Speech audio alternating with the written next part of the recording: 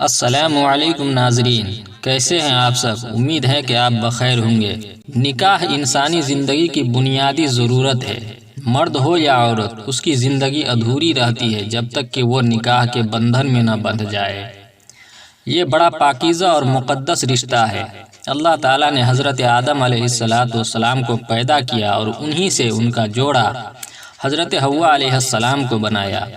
اس طرح شوہر اور بیوی کا یہ پہلا انسانی رشتہ وجود میں آیا۔ باقی سارے رشتے، ماں باپ، بیٹا بیٹی، بھائی بہن اور دیگر رشتہ داریاں بعد میں وجود میں آئی ہیں۔ اسلام میں نکاح کی بہت اہمیت ہے۔ ایک انسان کی جس طرح دیگر بہت سی ضروریات اور حاجات ہوتی ہیں، اسی طرح نکاح بھی انسان کی ایک اہم فطری اور ذاتی، سماجی اور معاشرتی، دینی اور شرعی ضرورت ہے۔ انسان کے کاندھوں پر احکام و فرائض کا جو بوجھ ڈالا گیا ہے، وہ اس کی اس حیثیت کی بنا پر ہے کہ وہ عاقل ہونے کے ساتھ ایک متمدن اور سماجی مخلوق ہے۔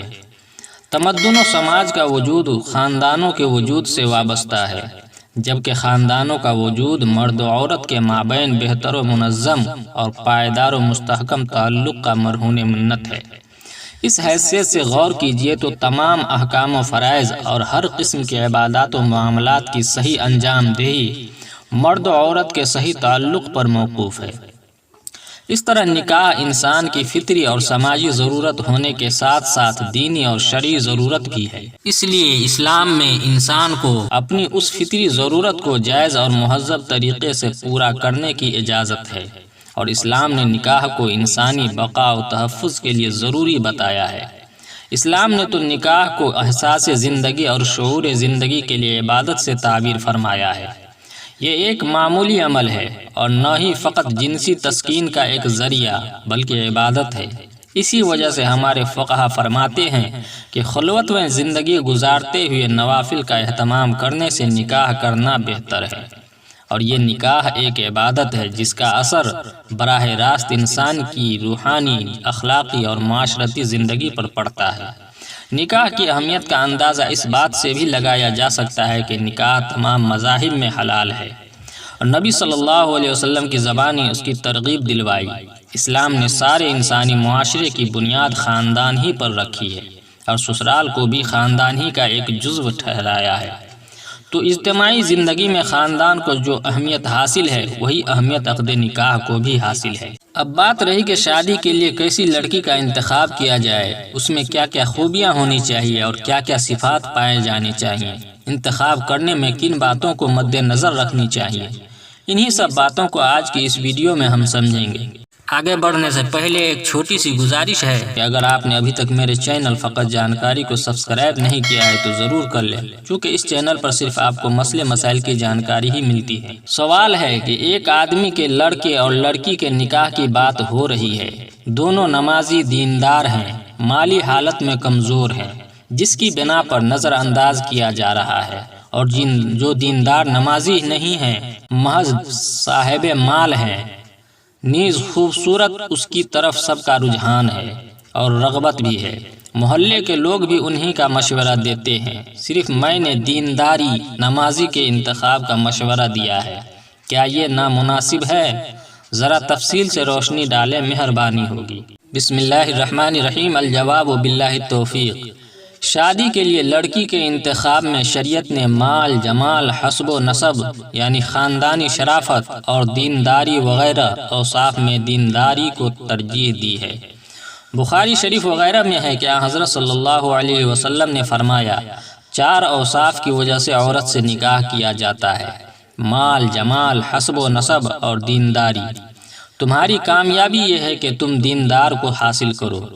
دوسری حدیث میں 5واں وصف اخلاق کو بھی بیان کیا گیا ہے، اس میں حسب کا ذکر نہیں ہے، اور ایک حدیث میں کہ باندی، ناک کٹی، کئی عیب دار، کالی کلوٹی جو دیندار ہے، غیر دیندار، آزاد، مالدار، خوبصورت سے بہت اچھی ہے۔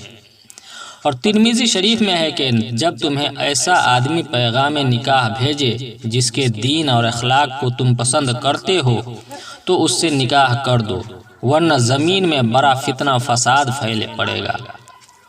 بہرحال حضرت صلی اللہ علیہ وسلم کی تاکید یہ ہے کہ نکاح کے لیے دیندار کو منتخب کیا جائے۔ لہٰذا آپ کا مشورہ صحیح ہے اور آپ سے مشورہ لیا گیا تھا تو آپ کا فرض یہی تھا کہ جس بات کو آپ صحیح اور موزوں سمجھیں اس کا مشورہ دیں۔ حدیث شریف میں ہے کہ جس سے مشورہ لیا جائے وہ امین ہوتا ہے۔ ایک حدیث میں ہے کہ جو کوئی اپنے مسلمان بھائی کو ایسے کام کا مشورہ دے کہ اس کے سوا دوسرے کام میں خیر و برکت ہو تو اس نے اپنے بھائی سے خیانت کی۔ افسوس اس 14ویں صدی کے مسلمانوں نے پیغمبر اسلام حضرت محمد مصطفیٰ صلی اللہ علیہ وسلم کی مقدس تعلیم اور حکمت و عظمت سے بھرپور فرامین کی قولاً و فعلاً عملاً خلاف ورزی پر کمر کس لی ہے۔ اکثر افعال میں مسلمانوں کے قلوب میں تعلیم نبوی کی اتنی بھی قدر و منزلت نظر نہیں آتی جس قدر بعض عوام یعنی کافروں کے دلوں میں دیکھی جاتی ہے۔ سبق آموز کے لیے معتبر کتابوں سے دو واقعے نقل کیے جاتے ہیں۔ نمبر 1، ایک بزرگ کی لڑکی کے لیے کئی جگہ سے پیغام نکاح پہنچا۔ بڑے بڑے نواب و رئیس اور شہزادوں نے بھی رشتہ بھیجا۔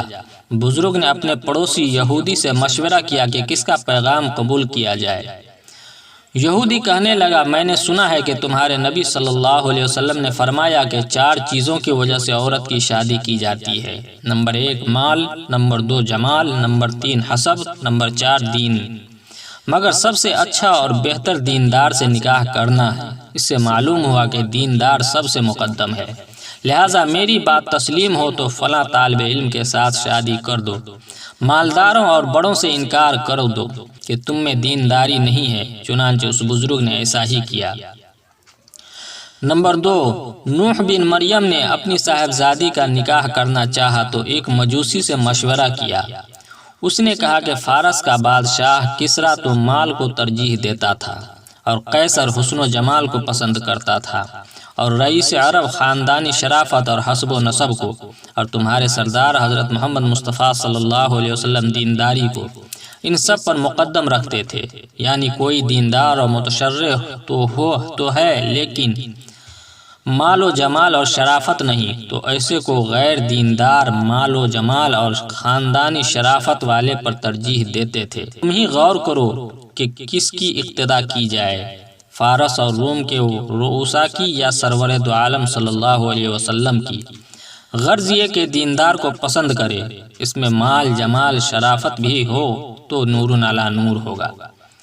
ماخوذ از فتاوی رحیمیہ جلد نمبر 8 صفحہ نمبر 220 تا 222 از حضرت مولانا مفتی عبدالرحیم صاحب لاجپوری رحمۃ اللہ علیہ۔